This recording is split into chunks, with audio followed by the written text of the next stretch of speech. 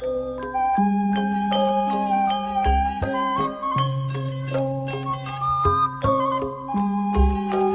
Lembang ini adalah retakan yang memanjang dari barat ke timur, dari Gunung Mangalayang hingga ke Padalarang, sepanjang lebih dari 29 km. Menurut BMKG, patahan ini bisa menyebabkan gempa berkekuatan sekitar 6,8 sampai dengan 7 skala Richter. Akibatnya berdampak buruk pada Bandung dan sekitarnya, bahkan dapat berpotensi sangat menghancurkan kota Bandung. Terkait gempa bumi akibat sesar Lembang tahun 2017 yang terjadi di Kampung Muring Desa Jambu Dipa, Kecamatan Cisarua, Kabupaten Bandung Barat, ujung barat sesar Lembang terjadi pada hari Minggu, tanggal 28 Agustus 2011.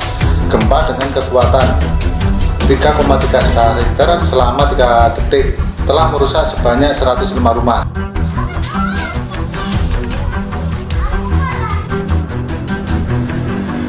Ya, yang paling gede itu di sebelah sana. Mungkin ada pernah ke bawah situ. Yang paling gede itu hentakannya di bawah situ, di tanah situ. Ya yang paling berdampak mungkin pasca kejadian sih ketakutan di masyarakat. Awalnya kerasanya apa tuh? Nggak goyang-goyang sih, kayak nebang pohon gitu. Blek gitu. Terus rumah teh kan ada kenteng yang pada jatuh. Saya lagi mandiin cucu itu.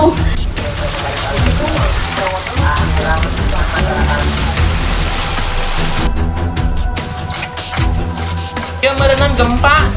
Oh iya.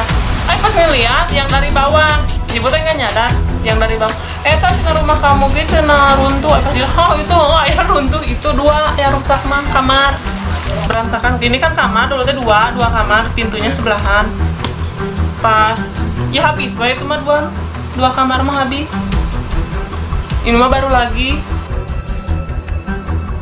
Memang daerah Kampung Muril, Desa Jambu Dipa, Kecamatan Cisarua, Kabupaten Bandung Barat ini termasuk daerah yang berada di zona merah atas bahaya sesar Lembang.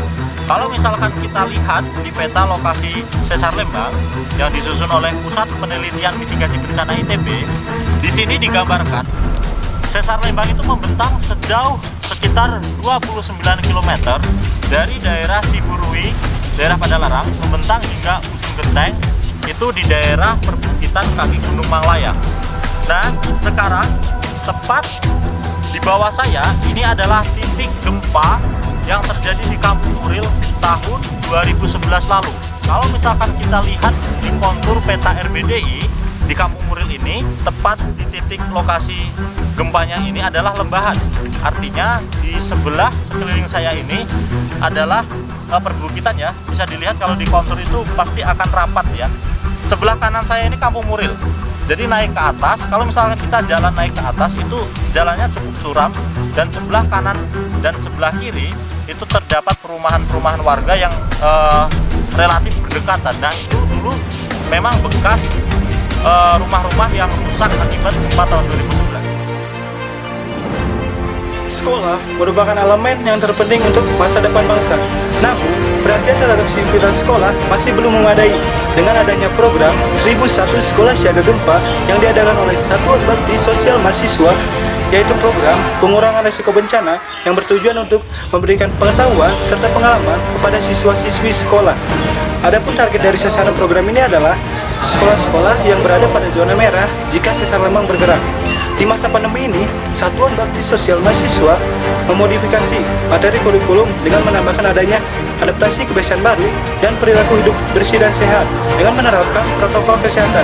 Alasan kami memilih Kampung Muril adalah karena Kampung Muril berada pada zona merah jika sesar Lembang bergerak.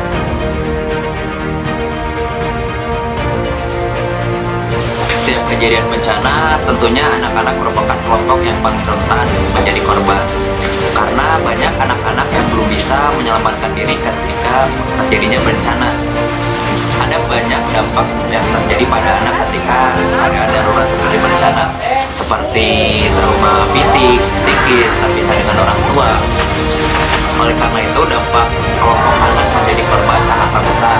Ditambah lagi bencana yang sifatnya itu datang secara tiba-tiba. Di harapannya dengan adanya program 1001 Sekolah Siaga Gempa itu dapat memenuhi hak-hak anak dalam keadaan darurat, termasuk keadaan bencana.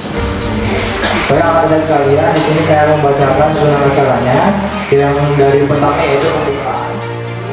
Yang terdapat potensi bencana. Nah, Kampung Muril ini itu termasuk daerah yang waspada karena berada di atas dasar lembang. Ya, bahaya seperti apa? Nah, maka dari itu Kalau rangkaian tadi dimulai dari analisis, respon, mobilisasi sistem sumber, early warning sistemnya, sistem informasi, koordinasi, insiden commander, dan gladi sudah dilakukan, maka suatu wilayah atau suatu sekolah bisa dikatakan siap menghadapi bencana gempa. Nah, yang memobilisasi itu, memfasilitasi itu, diantaranya pekerja sosial banget, itu yang bisa berperan di situ. Jadi kesimpulannya, peran pekerja sosial dalam mitigasi bencana itu sangat diperlukan sebagai fasilitator, sebagai katalisator, sebagai dinamisator, sebagai enabler, juga sebagai edukator juga bisa.